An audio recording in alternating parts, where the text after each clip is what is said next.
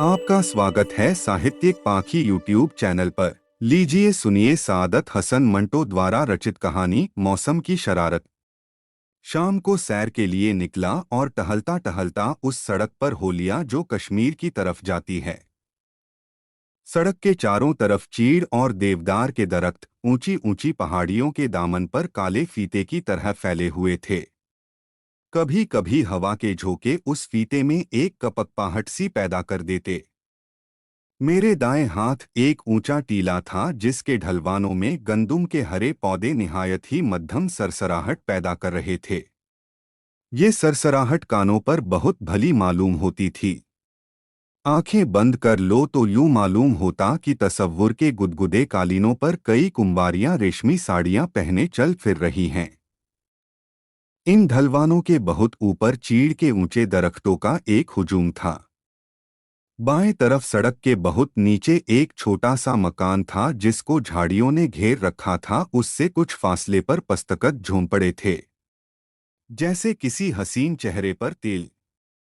हवा गीली और पहाड़ी घास की भीनी भीनी बौस से लदी हुई थी। मुझे इस सैर में एक नाकाबिले बयान लज्जत महसूस हो रही थी। सामने टीले पर दो बकरियां बड़े प्यार से एक दूसरी को अपने नन्हे नन्हे सींगों से रेल रही थीं। उनसे कुछ फासले पर कुत्ते का एक पिल्ला जो कि जसामत में मेरे बूट के बराबर था, एक भारी भरकम भैंस की टांग से लिपट लिपट कर उसे डराने की कोशिश कर रहा था। वो शायद भौंकता भी था, क्योंकि उसका मुंह बार बार खुलता था, मगर उसकी आवाज मेरे कानों तक नहीं पहुंचती थी।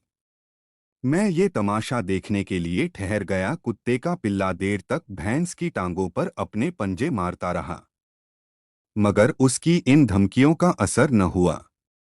जवाब में भैंस ने दो तीन मर्तबा अपनी दुम हिला दी और बस। लेकिन एकाएकी जबकि पिल्ला हमले के लिए आगे बढ़ रहा था, भैंस ने जोर से अपनी दुम हिलाई। किसी स्याह सी चीज को अपनी तरफ बढ़ते देखकर वो इस अंदाज से उछला कि मुझे बेख्तियार हंसी आ गई। मैं उनको छोड़कर आगे बढ़ा। आसमान पर बादल के सफेद टुकड़े फैले हुए बादबान मालूम होते थे, जिनको हवा इधर से उधर धकेल रही थी। सामने पहाड़ की चोटी पर एक कदावर दरख्त संतरी की तरह अकड़ा हुआ था। उसके पीछे बादल का एक टुकड़ा झूम रहा था। बादल, ये दराज कद दरख्त और पहाड़ी, तीनों मिलकर बहुत बड़े जहाज का मंजर पेश कर रहे थे। मैं नेचर की इस तस्वीरकशी को दम ब खुद होकर देख रहा था कि दफतन लारी के हॉर्न ने मुझे चौंका दिया। ख्यालों की दुनिया से उतरकर मैं आवाजों की दुनिया में आ गया। मन की आंखें बंद हो गईं। मसामों के सारे कान खुल गए। मैं फौरन सड़क के एक तरफ हट गया। लारी प्रकार की तरह बड़ी तेजी से मोड़ के निस्फ दायरे पर घूमी और हुआ हुई मेरे पास से गुजर गई। एक और लारी गुजरने पर मोड़ के अकब में 5-6 गायें नमूदार हुईं, जो सर लटकाए हौले हौले चल रही थीं। मैं अपनी जगह पर खड़ा रहा। जब ये मेरे आगे से गुजर गईं तो मैंने कदम उठाया और मोड़ की जानिब बढ़ा। चंद गजों का फासिला तय करने पर जब मैं सड़क के बाएं हाथ वाले टीले के एक बहुत बड़े पत्थर के आगे से निकल गया, जो मोड़ पर संगीन पर्दे का काम देकर सड़क के दूसरे हिस्से को बिल्कुल ओझल किए हुए था, तो दफतन मेरी नजरें एक खुदरो पौधे से दो चार हुईं। वो जवान थी, उस गाय की तरह जवान जिसके पट्टे जवानी के जोश से फड़क रहे थे और जो उसके पास से अपने अंदर हजारों कपकपाहटे लिए गुजर रही थी। मैं ठहर गया। वो एक नन्हे से बछड़े को हाँक रही थी। 2-3 कदम चलकर बछड़ा ठहर गया और अपनी जगह पर ऐसा जमा कि हिलने का नाम न लिया। लड़की ने बहुतेरे जोर लगाया। लाख जतन किए वो एक कदम आगे न बढ़ा और कान समेटकर ऐसा खामोश हुआ, गोया वो किसी की आवाज ही नहीं सुनता। ये तीव्र देख लड़की ने अपनी छड़ी से काम लेना चाहा, मगर चीड़ की पतली सी टहनी कारामद साबित न हुई।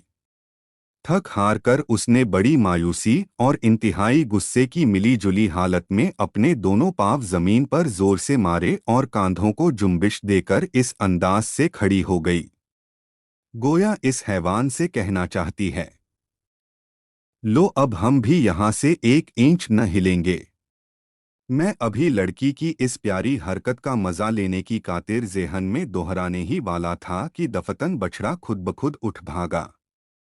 वो इस तेजी के साथ दौड़ रहा था कि उसकी कमजोर टांगें मेज के ढीले पाइयों की तरह लड़खड़ा रही थीं। लड़की बछड़े की इस शरारत पर बहुत मतहयर और कशमनाक हुई। न जाने मैं क्यों खुश हुआ कि इसी असना में उसने मेरी तरफ देखा और मैंने उसकी तरफ। हम दोनों बैक वक्त हंस पड़े। फिजा पर तारों का छिड़काव सा हो गया। ये सब कुछ एक लम्हे के अंदर अंदर हुआ। उसने फिर मेरी तरफ देखा, मगर इस दफा सवाल करने वाली लाज भरी आंखों से। शायद उसको अब इस बात का एहसास हुआ था कि उसकी मुस्कुराहट किसी गैर मर्द के तबस्सुम से जा टकराई है। वो गहरे सबज रंग का दोपट्टा ओढ़े हुए थी। मालूम होता था कि आस-पास की हरियावल ने अपनी सब्जी उसी से मुस्तार ली है। उसकी शलवार भी उसी रंग की थी। अगर वो कुर्ता भी उसी रंग का पहने होती तो दूर से देखने वाले यही समझते कि सड़क के दरमियान एक छोटा सा दरख्त उग रहा है। हवा के मुलायम झोंके उसके सबज दोपट्टे में बड़ी प्यारी लहरें पैदा कर रहे थे। खुद को बेकार खड़ी देखकर और मुझको अपनी तरफ घूरते पाकर वो बेचैन सी हो गई और इधर उधर यूं ही देखा कि जैसे किसी का इंतजार कर रही है। फिर अपने दोपट्टे को संवार कर उसने उस तरफ का रुख किया जिधर गाय आहिस्ता आहिस्ता जा रही थीं। मैं उससे कुछ फासले पर बाएं हाथ पत्थरों के पास खड़ा था, जो सड़क के किनारे किनारे दीवार की शक्ल में चुने हुए थे। जब वो मेरे करीब आई तो गैर इरादी तौर पर उसने मेरी तरफ निगाहें उठाईं, लेकिन फौरन सर को झटक कर नीचे झुका लीं। कूल्हें मटकाती और छड़ी हिलाती मेरे पास से यूं गुजरी जैसे कभी कभी मेरा अपना ख्याल मेरे ज़हन से अपना कांधा रगड़कर गुजर जाया करता है। उसके स्लीपर जो कालिबन उसके पाँव में खुले थे, सड़क पर घिसटने से शोर पैदा कर रहे थे। थोड़ी दूर जाकर उसने अपने कदम तेज किए और फिर दौड़ना शुरू कर दिया। 20-25 गज के फासले पर वो पत्थरों से चुनी हुई दीवार पर फुर्ती से चढ़ी और मुझे एक नज़र देखकर दूसरी तरफ कूद गई। फिर दौड़कर एक झोंपड़े पर चढ़कर मुंडेर पर बैठ गई। उसकी ये हरकत यानी मेरी तरफ उसका 3 बार देखना, क्या उसकी मुस्कुराहट के साथ मेरे तबस्सुम के कुछ जर्रे तो नहीं चिमट गए थे? इस ख्याल ने मेरी नब्ज की धड़कन तेज कर दी। थोड़ी देर के बाद मुझे थकावट सी महसूस होने लगी। मेरे पीछे झाड़ियों में जंगल के पंछी गीत बरसा रहे थे। हवा में खुली हुई मौसीकी मुझे किस कदर प्यारी मालूम हुई। न जाने मैं कितने घूंट इस राग मिली हुई हवा के गटागट पी गया। झोपड़े से कुछ दूर झाड़ियों के पास लड़की की गायें घास चर रही थीं। उनसे परे पथरीली पगडंडी पर एक कश्मीरी मजदूर घास का गट्ठा कमर पर लादे ऊपर चढ़ रहा था। दूर, बहुत दूर एक टीले से धुआं बल खाता हुआ आसमान की नीलाहट में घुल मिल रहा था। मेरे गर्दोपेश पहाड़ियों की बुलंदियों पर हरे हरे चीड़ों और सांवले पत्थरों के चौड़े चकले सीनों पर डूबते सूरज की ज़री किरणें स्याह और सुनहरे रंग के मखलूत साए बिखेर रही थीं। कितना सुंदर और सुहाना समा था। मैंने अपने आप को अजीमुश्शान मोहब्बत में घिरा हुआ पाया। वो जवान थी। उसकी नाक उस पेंसिल की तरह सीधी और सतवां थी जिससे मैं ये सतरें लिख रहा हूँ। उसकी आंखें, मैंने उस जैसी आंखें बहुत कम देखी हैं। इस पहाड़ी इलाके की सारी गहराइयाँ उनमें सिमट कर रह गई थीं। पलकें घनी और लंबी थीं। जब वो मेरे पास से गुजरी थी तो धूप की एक लर्जा शुआ उसकी पलकों में उलझ गई थी। उसका सीना मजबूत और कुशादा था। उसमें जवानी सांस लेती थी। कांधे चौड़े, बाहें गोल और गदराहट से भरपूर, कानों में चांदी के लंबे लंबे बुंदे थे। बाल देहातियों की तरह सीधी मांग निकाल कर गुंधे हुए थे, जिससे इसके चेहरे पर वकार पैदा हो गया था। वो झोंपड़े की मटियाली छत पर बैठी अपनी छड़ी से मुंडेर कूट रही थी। मैं सड़क पर खड़ा था। किस कदर बेवकूफ हूं। दफतन मैंने होश संभाला और अपने दिल से कहा, अगर कोई मुझे इस तरह उसको घूरता हुआ देख ले तो क्या कहे। इसके साथ ये क्यों कर हो सकता है? ये क्यों कर हो सकता है? जब मैंने इन अल्फाज पर गौर किया तो मालूम हुआ कि मैं किसी और ही ख्याल में था। इस एहसास पर मुझे हंसी आ गई और यूं ही एक बार उसको और देखकर सैर के कष्ट से आगे बढ़ा। दो ही कदम चलकर मुझे ख्याल आया कि यहाँ बटोत में सिर्फ चंद रोज कियाम करना है, क्यों न रुकस्त होते वक्त उसको सलाम कर लूं। इसमें हर्ज ही क्या है, शायद मेरे सलाम का एक आध जर्रा उसके हाफिजे पर हमेशा के लिए जम जाए। मैं ठहर गया और कुछ देर मुंतजिर रहने के बाद मैंने सचमुच उसको सलाम करने के लिए अपना हाथ माथे की तरफ बढ़ाया, मगर फौरन इस अहमकाना हरकत से बाकबर होकर हाथ को यूं ही हवा में हिला दिया और सीटी बजाते हुए कदम तेज कर दिए। मई का गर्म दिन शाम की खुनकी में आहिस्ता आहिस्ता घुल रहा था। सामने पहाड़ियों पर हल्का सा धुआं छा गया था, जैसे खुशी के आंसू आंखों के आगे एक चादर सी तान देते हैं। इस धुंधलके में चीड़ के दरख्त तहतरेशूर में छुपे हुए कयालात मालूम हुए। ये एक ही कतार में फैलते चले गए थे। मेरे पास ही एक मोटा सा कौआ अपने स्याह और चमकीले पर फैलाए सुस्ता रहा था। हवा का हर झोंका मेरे जिस्म के उन हिस्सों के साथ छूकर जो कपड़ों से आज़ाद थे, एक ऐसी मोहब्बत का पैगाम दे रहा था जिससे मेरा दिल इससे बिल्कुल नाआशना था। मैंने आसमान की तरफ निगाहें उठाईं और मुझे ऐसा महसूस हुआ कि वो मेरी तरफ हैरत से देखकर ये कहना चाहता है, सोचते क्या हो, जाओ मोहब्बत करो। मैं सड़क के किनारे पत्थरों की दीवार पर बैठ गया और उसकी तरफ डरते डरते देखा कि मुबादा कोई रहगुजार सारा मुआमला ताड़ जाए। वो इसी तरह सर झुकाए अपनी जगह पर बैठी थी। उसे खेल में क्या लुत्फ आता है। वो अभी थकी नहीं। क्या उसने वाकई दोबारा मेरी तरफ मुड़कर देखा?